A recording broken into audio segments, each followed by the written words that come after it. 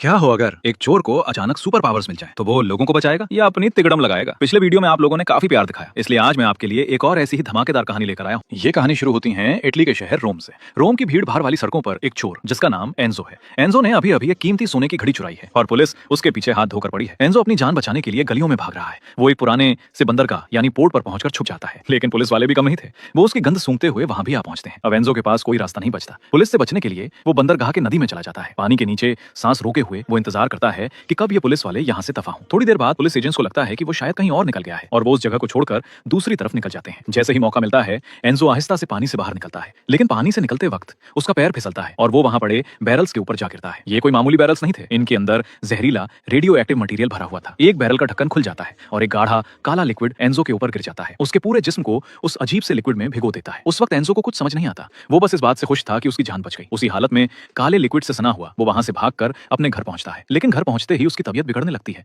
उसका सर चकराता है, पेट में एक अजीब सी मरोड़ उठती है। उस रात एंजो सो नहीं पाता। उसे तेज बुखार हो जाता है और उसके पूरे बदन में एक अजीब सा न बर्दाश्त होने वाला दर्द होता है। एक बेहद मुश्किल और तकलीफ भरी रात गुजरने के बाद जब एंजो सुबह उठता है तो हैरानी की बात यह थी कि अब वो पहले से काफी बेहतर महसूस कर रहा था। बुखार उतर चुका था और जिस्म का दर्द भी जैसे गायब हो गया था। वो अपनी चोरी की हुई सोने की घड़ी उठाता है और एक आदमी से मिलने निकल पड़ता है जिसका नाम था सर्जियो। ये सर्जियो एक बड़े शातिर क्राइम बॉस फाबियो के लिए काम करता था, जिसे लोग सिगानो यानी द जिप्सी के नाम से जानते थे। जब एंजो सर्जियो को ढूंढ रहा था उसी वक्त सर्जियो अपने बॉस फाबियो यानी जिप्सी और उसके गैंग के साथ एक मीटिंग में बैठा था। इस गैंग में फाबियो का छोटा भाई विंसेंजो भी था। उनके पिता की मौत के बाद ये सारा क्रिमिनल बिजनेस फाबियो को विरासत में मिला था, लेकिन उसके अपने ही आदमी उसकी इज्जत नहीं करते थे और अक्सर उसके फैसलों पर सवाल उठाते थे। उसकी अथॉरिटी को हमेशा चैलेंज किया जाता था, जिससे वो अंदर ही अंदर घुटता रहता था। इस फ्रस्ट्रेशन को और बढ़ाने के लिए उसका एक आदमी एक नया मोबाइल फोन लेकर आता है। फाबियो ने साफ साफ एक काले रंग का फोन लाने को कहा था, लेकिन ये आदमी एक सफेद फोन ले आया था। इतनी सी बात पर फाबियो का पारा चढ़ जाता है। वो अपना सारा गुस्सा उस आदमी पर निकालना शुरू कर देता है। वो उसे उसी सफेद फोन से तब तक मारता रहता है जब तक उसकी जान नहीं निकल जाती। इससे पता चलता है कि जिप्सी कितना बेरहम और संकी है। मीटिंग खत्म होने के बाद सर्जियो बाहर आकर एंजो से मिलता है। एंजो उसे वो सोने की घड़ी दिखाता है और 100 यूरो के बदले में उसे बेच देता है। फिर वो एंजो को एक नए काम का ऑफर देता है और उसे अपने साथ अपने घर ले जाता है। सर्जियो के घर के अंदर वो काम का सामान लेने के लिए जाता है। कुछ ही पल बाद उसकी बेटी अलीशिया घर में दाखिल होती है। उसके हाथ में एक पोर्टेबल डीवीडी प्लेयर था। एंजो को वहां देखकर अलीशिया अजीबोगरीब बिना सिर पैर की बातें करने लगती है। सर्जियो वापस आकर एंजो से कहता है कि वो उसकी बेटी की बातों पर ध्यान ना दे, क्योंकि उसे एक बहुत ही रेयर किस्म की कंडीशन है। इसके बाद दोनों काम के लिए निकल पड़ते हैं। वो शहर से बाहर एक सुनसान एयर स्ट्रिप पर पहुंचते हैं। यहाँ उन्हें दो भाइयों से मिलना था जिन्हें ट्रांसपोर्ट का काम सौंपा गया था। ये दोनों भाई अपने पेट में ड्रग्स से भरे हुए कंटेनर्स निकल कर आए थे। एंजो का काम यह था कि वो उन्हें कुछ दवाइयां दे जिससे वो उन चीजों को अपने सिस्टम से बाहर निकाल सके। वहां से ये पूरा ग्रुप एक पुरानी बिल्डिंग की तरफ जाता है। उन्हें बिल्डिंग के 9वें फ्लोर पर जाना था, क्योंकि पूरी बिल्डिंग में बस वहीं एक ऐसी जगह थी जहां बाथरूम ठीक ठाक हालत में था। लेकिन जैसे ही वो 9वें फ्लोर पर पहुंचते हैं, उन दो भाइयों में से एक को अचानक एक जोरदार दौरा पड़ता है। उसकी हालत बिगड़ने लगती है। पता चलता है कि उसके पेट के अंदर ड्रग्स वाला कंटेनर फट गया है और सारा नशा उसके खून में मिल गया है। वो आदमी तड़प तड़प कर वहीं दम तोड़ देता है। लेकिन सर्जियो को इससे कोई फर्क नहीं पड़ता। वो कहता है कि अब एक ही रास्ता है, इसकी लाश का पेट काटकर बचा हुआ माल निकालना पड़ेगा। जिंदा बचा हुआ भाई इस बात पर दहशत में आ जाता है और साफ मना कर देता है, लेकिन सर्जियो उसकी एक नहीं सुनता। वो दवाई वाला ग्लास उसके हाथ में थमाता है और धमकी देता है कि या तो चुपचाप ये दवाई पी ले या अंजाम भुगतने के लिए तैयार हो जाए। जैसे ही सर्जियो उसे दवाई देकर एक फोन कॉल अटेंड करने के लिए मुड़ता है, मरे हुए आदमी का भाई आपे से बाहर हो जाता है। वो दवाई का ग्लास सर्जियो के चेहरे पर फेंक देता है और उसकी गन छीन लेता है। इससे पहले कि कोई कुछ समझ पाता, वो सर्जियो पर गोली चला देता है। अपने आखिरी लम्हों में घायल सर्जियो उस आदमी का सर पकड़कर एक पिलर से जोर जोर से टकराता है, लेकिन मरने से ठीक पहले वो भाई अपनी गन से एंजो पर भी एक गोली चला देता है। गोली का इंपैक्ट इतना जोरदार था कि एंजो अपना बैलेंस खो बैठता है और 9वें फ्लोर की खिड़की से बाहर हवा में गिर जाता है। इतनी ऊंचाई से गिरने का मतलब था कि सीधा मौत। लेकिन ऐसा लगता है कि एंजो की कहानी यहीं खत्म हो गई, लेकिन फिल्म यहाँ एक ऐसा मोड़ लेती है जो सबके होश उड़ा देता है। कुछ ही मिनट बाद नीचे जमीन पर पड़ा एंजो अपनी आंखें खोलता है, जैसे कुछ हुआ ही ना हो। उसके जिस्म पर कुछ खरोंचे थी, लेकिन वो जिंदा था। वो खुद हैरान और डरा हुआ था। वो वहां से उठता है और सीधा अपने अपार्टमेंट की तरफ भागता है, लेकिन जैसे ही वो अपने अपार्टमेंट के पास पहुंचता है, वो देखता है कि अलीशिया सर्जियो की बेटी कॉरिडोर में उसका इंतजार कर रही थी। वो एंजो से पूछती है कि उसका बाप कहाँ है। एंजो उसे इग्नोर कर देता है और कहता है कि उसे इस बारे में कुछ नहीं पता। वो जल्दी से अपने घर के अंदर घुस जाता है। अंदर आकर वो अपने कंधे को देखता है जहां उसे गोली लगी थी। घाव अभी भी था, लेकिन हैरानी की बात यह थी कि उसे बिल्कुल भी दर्द महसूस नहीं हो रहा था। वो इस सबसे बहुत कंफ्यूज था। वो लिविंग रूम में जाता है, लेकिन बाहर अलीशिया लगातार दरवाजा पीट रही थी और चिल्ला रही थी, मेरा बाप कहाँ है। एंजो का धैर्य अब जवाब दे रहा था। गुस्से में आकर वो अलीशिया को चुप रहने के लिए चिल्लाता है और जोर से दरवाजे पर एक मुक्का मारता है, लेकिन अगले ही पल उसकी आंखें फटी की फटी रह जाती हैं। उसका मुक्का इतना ताकतवर था कि उसका हाथ लकड़ी के दरवाजे को तोड़ता हुआ आर पार हो गया था। दरवाजे के दूसरी तरफ खड़ी अलीशिया ये देखकर पूरी तरह से डर जाती है और वहां से भाग जाती है। लेकिन एंजो अपनी इस नई अनबिलीवेबल ताकत को देखकर हैरान था। उसे यकीन नहीं हो रहा था। अपनी इस नई शक्ति को टेस्ट करने के लिए वो एक भारी अलमारी को धक्का देता है, जिसे हिलाने में पहले कई लोगों की जरूरत पड़ती। उसे एंजो ने एक हाथ से ऐसे सरका दिया जैसे वो गत्ते का बना हो। फिर उसकी नजर हीटर के मेटल पाइप पर पड़ती है। वो उसे पकड़ता है और उसे ऐसे मोड़ देता है जैसे वो कागज का बना हो। इस सुपर स्ट्रेंथ ने एंजो के दिमाग में एक नया आइडिया डाल दिया। एक चोर का दिमाग हमेशा चोरी के बारे में ही सोचता है। उसने फैसला किया कि वो अपनी इस ताकत को और टेस्ट करेगा, लेकिन इस बार एक एटीएम मशीन पर। उसने अपने चेहरे को एक मास्क और हुडी से ढका, एक एटीएम बूथ पर गया और बिना किसी औजार के अपने हाथों से पूरी की पूरी एटीएम मशीन को दीवार से उखाड़ लिया। वो उस भारी मशीन को ऐसे उठाकर अपने घर ले आया जैसे वो कोई सूटकेस हो। घर आकर उसने मशीन को तोड़ा और उसके अंदर का सारा पैसा निकाल लिया। अगले दिन वो उन पैसों में से कुछ इस्तेमाल करके अपने लिए दवाइयां खरीदता है। जब वो अपने कंधे से पट्टी हटाता है तो वो एक और चमत्कार देखता है। उसकी गोली का घाव पूरी तरह से ठीक हो चुका था, वहां एक निशान तक नहीं था। एक तरफ जहां एंजो अपनी नई शक्तियों को समझने की कोशिश कर रहा था, वहीं दूसरी तरफ जिप्सी को खबर मिलती है कि सर्जियो मारा गया है और ड्रग्स की शिपमेंट गायब हो गई है। जिप्सी गुस्से से आग बबूला हो जाता है। वो माल की तलाश में सीधा सर्जियो के घर पहुंचता है। वहां उसे सिर्फ अलीशिया मिलती है। वो उसे सख्ती से पूछताछ करना शुरू कर देता है, लेकिन अलीशिया को कोई अंदाजा नहीं था कि उसका बाप कहां है या किस माल की बात हो रही है। जिप्सी और उसके आदमी उस पर दबाव बनाते रहते हैं। उनका शोर शराबा सुनकर एंजो अपने घर से बाहर निकलता है, ये देखने के लिए कि क्या हो रहा है। वो देखता है कि अलीशिया खतरे में है। पहले तो वो अनजान बनने का नाटक करता है और वापस जाने लगता है। वो किसी झंझट में नहीं पड़ना चाहता था, लेकिन अंदर जिप्सी के आदमी पूरा अपार्टमेंट उलट पुलट कर रहे थे। तभी उनमें से एक हेंचमैन अलीशिया के उस प्यारे पोर्टेबल डीवीडी प्लेयर को उठा लेता है। अलीशिया जैसे एकदम से बदल जाते हैं। ये देखकर वो आदमी तिलमिला जाता है। गुस्से में वो अलीशिया को पकड़ लेता है और एक बड़ा सा चाकू उठाकर उसे मारने ही वाला होता है कि अचानक एक अनजान शख्स घर की खिड़की तोड़ता हुआ अंदर आ कूदता है। उसने अपने चेहरे पर वही मास्क और हुडी पहनी हुई थी। ये एंजो था। वो आते ही उन गैंगस्टर्स पर टूट पड़ता है। गैंगस्टर्स उस पर हमला करने की कोशिश करते हैं, लेकिन उनके मुक्के और लातें एंजो पर बेअसर थे। अपने आदमियों को इतनी आसानी से पीटते हुए देखकर जिप्सी फौरन अलीशिया को पकड़ लेता है और उस मास्क वाले आदमी को धमकी देता है कि अगर उसने उन्हें जाने नहीं दिया तो वो लड़की को खत्म कर देगा। मजबूरन एंजो को पीछे हटना पड़ता है। सारे गैंगस्टर्स वहां से निकलने लगते हैं, लेकिन अलीशिया हिम्मत नहीं हारती। वो जिप्सी को एक जोरदार लात मारती है, जिससे वो जमीन पर गिर जाता है और वहां से भाग जाता है। अलीशिया उसकी तरफ देखती है। उसकी आंखों में डर नहीं, बल्कि एक अजीब सी चमक थी। वो उसे हिरोशी शिबा समझ लेती है, जो उसके फेवरेट एनीमे जीग रोबोट का हीरो था। एंजो जानता था कि अब अलीशिया को यहाँ अकेला छोड़ना बिल्कुल भी अकलमंदी नहीं है। जिप्सी उसकी असली पहचान नहीं जानता था, इसलिए एंजो का अपार्टमेंट सबसे सुरक्षित जगह थी। वो अलीशिया को अपने साथ अपने घर ले जाता है। इसके बाद वो अलीशिया को सोने के लिए कहता है और खुद सोफे पर लेट जाता है, ये सोचते हुए कि अब आगे क्या करना है। अगली सुबह वो अलीशिया से बात करता है और पूछता है कि क्या उसके पास कोई ऐसी जगह है जहां वो कुछ दिन रह सके। अलीशिया को एक हॉस्पिटल याद आता है जहां उसका बाप उसे अक्सर ले जाया करता था। एंजो उसे समझाता है कि वो वहां चली जाए जब तक वो सर्जियो के बारे में कुछ पता लगाता है। लड़की मान जाती है। एंजो अलीशिया को हॉस्पिटल छोड़ आता है। उसे इस बात का बिल्कुल अंदाजा नहीं था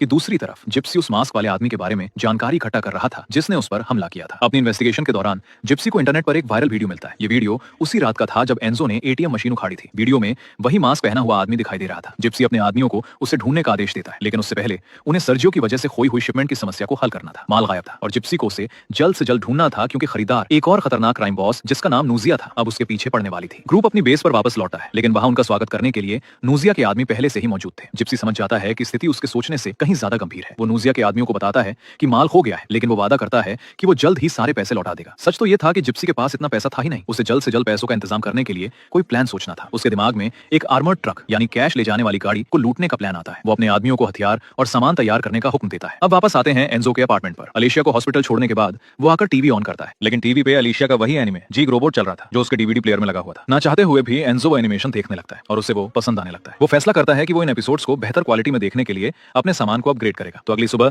वो एक हाईवे पर जाता है जहां से वो कैश वाली गाड़ी गुजरती थी। इत्तेफाक से जिप्सी और उसके आदमी भी उसी वक्त उसी जगह पर उस गाड़ी को लूटने के लिए तैयार थे, लेकिन एंजो उनसे पहले एक्शन में आ जाता है। अगले ही पल वो आर्मर ट्रक के अंदर घुस जाता है और पैसों से भरा एक बैग उठा लेता है। अपने शिकार को किसी और के हाथों जाता देखकर जिप्सी गुस्से से पागल हो जाता है और उस मास्क वाले आदमी पर गोली चला देता है, लेकिन उसका निशाना चूक जाता है और एंजो पैसों से भरा बैग लेकर वहां से फरार हो जाता है। उस पैसे से एंजो अपने घर के लिए एक नया सिनेमा प्रोजेक्टर खरीदता है और साथ ही जीग रोबोट के सारे एपिसोड्स की कंप्लीट कलेक्शन भी ले आता है। लेकिन जैसे ही वो एपिसोड देखना शुरू करने वाला होता है, उसके दरवाजे पर दस्तक होती है। खिड़की से झांकने पर वो देखता है कि बाहर पुलिस की गाड़ी खड़ी है। एंजो दरवाजा खोलता है। पुलिस वाले उसे बताते हैं कि उसकी बीमार पत्नी सड़क पर अकेली घूम रही थी। एंजो को कुछ समझ नहीं आता कि वो किसकी बात कर रहे हैं। तभी पीछे से अलीशिया आ जाती है। पुलिस वाले एंजो को सलाह देते हैं कि वो अपनी पत्नी का आगे से ज्यादा ध्यान रखें। एंजो उनकी हाँ में हाँ मिलाता है और अलीशिया को अंदर आने के लिए कहता है। अंदर आकर अलीशिया उसे जीग रोबोट का एक मास्क दिखाती है जो उसने अपने हाथों से एंजो के लिए बनाया था, लेकिन एंजो उसे साफ कहता है कि वो कोई हीरो नहीं है। वो अलीशिया को अपना सामान पैक करने के लिए कहता है, क्योंकि वो उसे वापस हॉस्पिटल छोड़ने जा रहा था, मगर अलीशिया जाने से इनकार कर देती है। जब उसकी नजर जीग रोबोट की कंप्लीट कलेक्शन पर पड़ती है तो वो एंजो से मिन्नत करती है कि उसे बस एक रात और रुकने दे, ताकि वो उसके साथ बैठकर ये एपिसोड्स देख सके। न चाहते हुए भी एंजो उसकी बात मान जाता है। दोनों साथ में एनिमे देखना शुरू करते हैं। देखते देखते अलीशिया आहिस्ता से एंजो के करीब आने लगती है। एंजो भी उसके इस जेस्चर का जवाब देता है, लेकिन तभी अलीशिया को एक इमोशनल जाती है। वो अचानक से चीखने लगती है,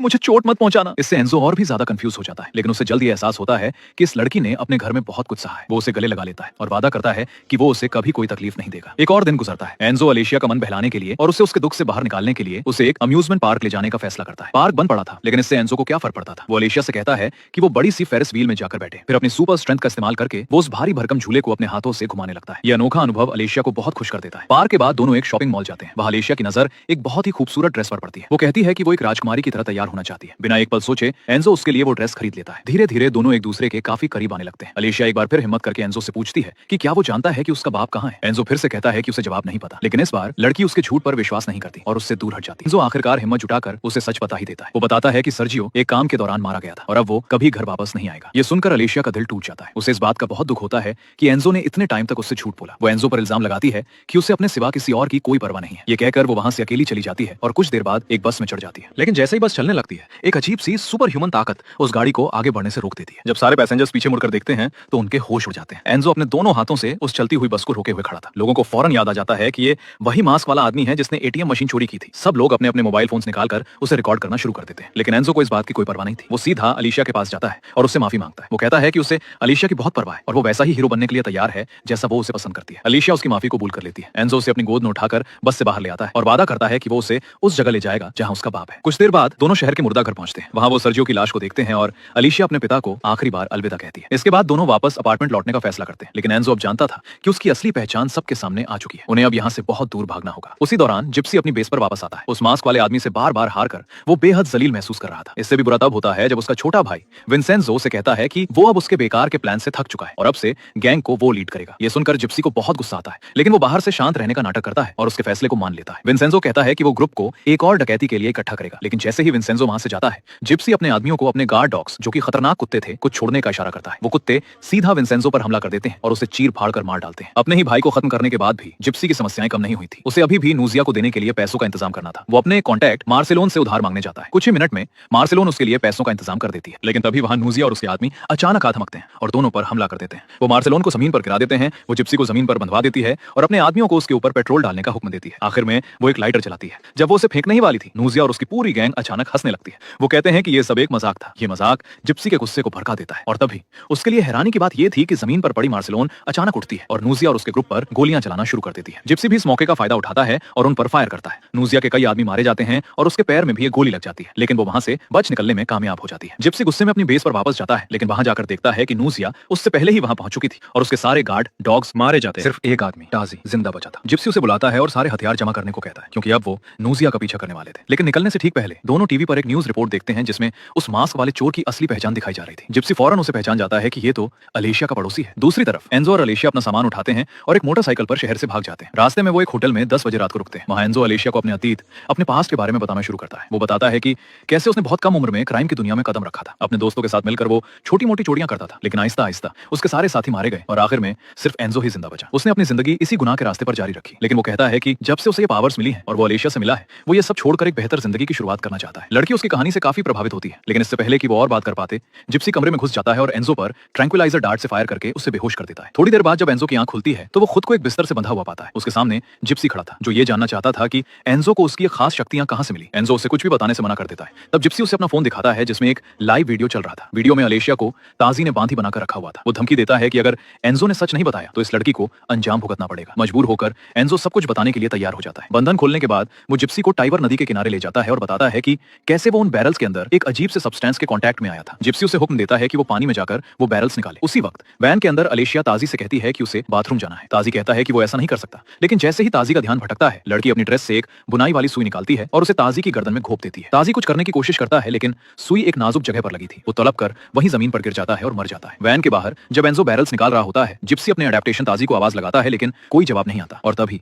मामला और भी बिगड़ जाता है। एक गाड़ी तेजी से उस बंदरगाह की तरफ आती है। उसमें से नूजिया और उसके कई आदमी उतरते हैं जिनके हाथों में खतरनाक हथियार थे। वो सीधा जिप्सी की तरफ बढ़ते हैं। जिप्सी घबरा जाता है और अपनी गन निकाल लेता है। ठीक उसी वक्त अलीशिया वैन से बाहर निकलती है और एंजो की तरफ भागती है। जिप्सी इस मौके का फायदा उठाकर अलीशिया को पकड़ लेता है, लेकिन नूजिया अपने आदमियों को जिप्सी को खत्म करने का ऑर्डर देती है। दर्जनों गोलियां जिप्सी के जिस्म में उतर जाती हैं। आखिर में नूजिया एक फ्लेम थ्रोअर उठाती है और जिप्सी को आग लगा देती है। आग में जलता हुआ जिप्सी चीखते हुए टाइबर नदी में कूद जाता है। इस शूटआउट के बाद एंजो अलीशिया की तरफ दौड़ता है, लेकिन बदकिस्मती से क्रॉसफायर में अलीशिया को भी गोलियां लग गई थी। अपने आखिरी लम्हों में वो लड़की एंजो से कहती है कि वो अपनी शक्तियों का इस्तेमाल दुनिया को बचाने के लिए करे और एंजो उसे इस बात का वादा करता है। एक और दिन गुजरता है। टाइबर नदी के पानी से जिप्सी को जिंदा देखकर नूजिया अपने आदमियों को उस पर हमला करने का हुक्म देती है, लेकिन इस बार का जिप्सी पहले जैसा नहीं था। वो बिना डरे उन सब पर टूट पड़ता है। वो अपने मोबाइल से ये सब रिकॉर्ड भी कर रहा था। बिना किसी मुश्किल के वो नूजिया के सारे आदमियों को मार गिराता है। आखिर में वो नूजिया को एक डांस के लिए खींचता है, लेकिन अपनी सुपर स्ट्रेंथ का इस्तेमाल करके वो उसे इतनी जोर से दबाता है कि उसकी रीढ़ की हड्डी टूट जाती है। अपना बदला पूरा करने के बाद जिप्सी उस वीडियो को इंटरनेट पर अपलोड कर देता है ताकि वो भी उस मास्क वाले चोर की तरह मशहूर हो सके। वीडियो अपलोड करने के बाद जिप्सी को कमरे में बंद दरवाजा दिखता है। जब वो उसे खोलता है तो उसे अंदर नूजिया का पूरा हथियारों का जखीरा मिलता है। मिस पावर के साथ अब वो रोम का सबसे बड़ा क्राइम लॉर्ड बनने का अपना प्लान शुरू कर सकता था। शहर के दूसरे हिस्से में एंजो सड़क पर बिना किसी मंजिल के चल रहा था, अलीशिया की मौत का मातम मनाते हुए। अचानक एक पुलिस की गाड़ी उसके पास से गुजरती है। एजेंट्स फौरन उस मास्क वाले चोर को पहचान लेते हैं और उसे अरेस्ट करने का फैसला करते हैं। लेकिन तभी एक और हादसा होता है। एक औरत अपनी बेटी के साथ कार चला रही थी। एक पल के लिए उसका ध्यान भटकता है और उसकी कार पुलिस की गाड़ी से टकराकर पलट जाती है। पुलिस वाले जल्दी से उस औरत को तो बचा लेते हैं, लेकिन उसकी बेटी अंदर फंस जाती है और गाड़ी में आग लगने लगती है। अलीशिया को दिए हुए वादे को याद करते करते हुए एंजो उसे बचाने के लिए आगे बढ़ता है। अपनी ताकत का इस्तेमाल करके वो गाड़ी का पिछला हिस्सा उखाड़ फेंकता है और गाड़ी एक्सप्लोड होने से कुछ सेकंड पहले ही लड़की को बाहर खींच लेता है। माँ अपनी बेटी को सही सलामत देखकर राहत की सांस लेती है और शुक्रिया के तौर पर एंजो को गले लगा लेती है। लेकिन जैसे ही एंजो सड़क पर आगे बढ़ता है, उसकी नजर एक टीवी पर पड़ती है जिसमें जिप्सी का वो इंटरनेट पर पोस्ट किया हुआ वीडियो चल रहा था। एंजो को समझ आ जाता है कि जिप्सी न सिर्फ जिंदा है बल्कि टाइबर नदी की वजह से उसे भी वही शक्तियां मिल गई हैं। इससे भी बुरा ये था कि वो विलन कह रहा था कि उसने पूरे रोम के लिए एक और भी बड़ा शॉक प्लान किया है। उसने बताया कि उसने शहर के फुटबॉल स्टेडियम में एक छोटा सा एक्सप्लोसिव गिफ्ट रखा है। उसे रोकने के लिए एंजो सड़क पर एक आदमी से उसकी मोटरसाइकिल उधार मांगता है और पूरी रफ्तार से स्टेडियम की तरफ निकल पड़ता है। वहां पहुंचकर वो जिप्सी को ढूंढ लेता है और उस पर हमला कर देता है। लेकिन अब जिप्सी भी उसकी ताकत का सामना कर सकता था। दोनों के बीच एक भयानक लड़ाई शुरू हो जाती है। दोनों एक दूसरे पर जोरदार मुक्के बरसाते हैं। ताकत और रफ्तार दोनों में वो एक दूसरे के बराबर थे। लड़ाई के बीच जिप्सी के हाथ से एक पुराना सा मोबाइल फोन गिर जाता है जो बम का डेटोनेटर था। मौका देखते ही विलन वो फोन उठाता है और वहां से भाग जाता है। एंजो उसके पीछे स्टेडियम के स्टैंड्स यानी जहां दर्शक बैठते हैं वहां तक जाता है। जैसे ही वो उसे पकड़ता है, दोनों फिर से भिड़ जाते हैं। वो एंजो को धक्का देकर दर्शकों के बीच गिरा देता है। इसके बाद जिप्सी स्टेडियम से नीचे कूद जाता है। नीचे उसे कई पुलिस वाले घेर लेते हैं, लेकिन वो आसानी से उन सबसे छुटकारा पा लेता है। फिर वो एक एम्बुलेंस की तरफ भागता है और वहां जाकर बम के मैकेनिज्म को मैनुअली एक्टिवेट कर देता है। बम अब 5 मिनट में फटने वाला था। एंजो उसे ढूंढ लेता है, लेकिन बम अब एक्टिवेट हो चुका था। इसलिए एंजो एम्बुलेंस को वहां से दूर ले जाने लगता है। लेकिन रास्ते में उसे पुलिस का एक ब्लॉकेड रोक लेता है। पुलिस वाले उसे गाड़ी से बाहर निकलने के लिए कहते हैं। इस कश्मकश के बीच एंजो एम्बुलेंस से बाहर निकलता है, गाड़ी को ब्लॉकेड की तरफ धक्का दे देता है और बम को अपने हाथों में उठाकर पुलिस वालों से दूर भागने लगता है। जब एक्सप्लोजन में कुछ ही सेकंड बचे थे, एंजो एक पुल पर पहुंचता है और बम को नदी में फेंकने की कोशिश करता है। लेकिन तभी जिप्सी फिर से वहां आ जाता है और उसे जमीन पर गिरा देता है। बम पुल के बीच में जा गिरता है। विलन एंजो को मारता है और बम की तरफ दौड़ता है और एक्सप्लोजन के टाइम को कम करके सिर्फ 15 सेकंड कर देता है। इतने कम टाइम में दर्जनों बेगुनाह लोग मारे जाएंगे। अपनी आखिरी हिम्मत जुटाकर उसके साथ पुल से नीचे समंदर में छलांग लगा देता है। जैसे ही काउंटडाउन पूरा होता है, बम फट जाता है। ब्लास्ट जिप्सी के जिस्म के चीथड़े उड़ा देता है। जबकि एंजो का क्या हुआ, ये एक राज रह जाता है। कुछ दिन बाद लोग अभी भी उस हीरो के बारे में बातें कर रहे थे जिसने पूरे शहर को बचाया था। लेकिन फिर फिल्म के आखिरी सीन में यह दिखाया जाता है कि एंजो उस ब्लास्ट में जिंदा बच गया था। रोम की ऊंची इमारतों के ऊपर वो खड़ा था और उसने वही मास्क पहना हुआ था जो अलीशिया ने उसे तोहफे में दिया था। अब जीग रोबोट की पहचान को पूरी तरह से अपनाकर एंजो शहर की तरफ छलांग लगा देता है, एक सच्चे सुपर हीरो की तरह बुराई से लड़ने के लिए तैयार। तो दोस्तों, ये थी कहानी एक मामूली चोर की जो हालात से मजबूर होकर एक शहर का रक्षक बन गया। आपको ये कहानी कैसी लगी हमें नीचे कमेंट्स में जरूर बताएगा। मिलते हैं आपसे अगले रिकैप में यही हमारे चैनल पर। तब तक के लिए अपना ख्याल रखें।